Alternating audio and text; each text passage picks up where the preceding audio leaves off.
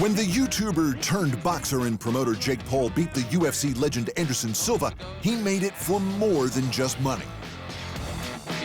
But if I win, me and you come together to create a United Fighters Association to help UFC fighters get better pay and better healthcare.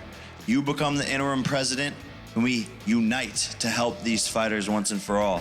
A fighters association could be groundbreaking for professional combat, but it's a complex problem with one big factor that has always gotten in the way: human ambition.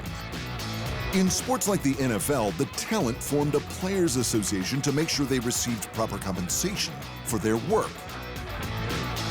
In particular, their continued collective bargaining agreements ensure that the players are paid 50% of the annual NFL revenue, and every player gets a pension plan and health insurance. For the UFC, they don't want a fighters union. Fighters are paid around 18% of the revenue, and they don't get a pension or health insurance, which is crazy when you look at what they do for a living. If UFC fighters went on strike to demand similar packages, the people who own the UFC earn far less money. And that's that. But it's never happened. And why? Early career fighters are contracted for around $10,000 a go, which isn't enough to live on. Champions at the peak of their careers can earn $1 million or $2 million, but a fighters union would mean the lower tiered fighters' pay would come up, and the champions' pay would in turn have to come down, at least by comparison.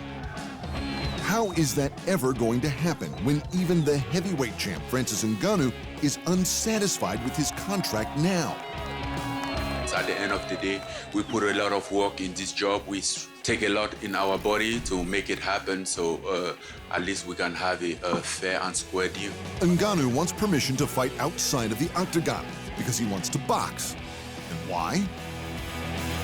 Boxers don't have a union. And if he fights the heavyweight champ Tyson Fury, he'll earn 10 times more money than he's earned in his entire UFC career. Maybe even more. That's what every fighter dreams of. It's easy for Jake Paul to want a fighters association because he's making a fortune without having to be a champion. And it's easy for Anderson Silva to want a fighters association because his championship days are over. But try telling that to the fighters who believe they're on the verge of earning more money than they could ever dream of. Thanks for watching. And remember, if you want more fight sports in your life, just hit the subscribe button.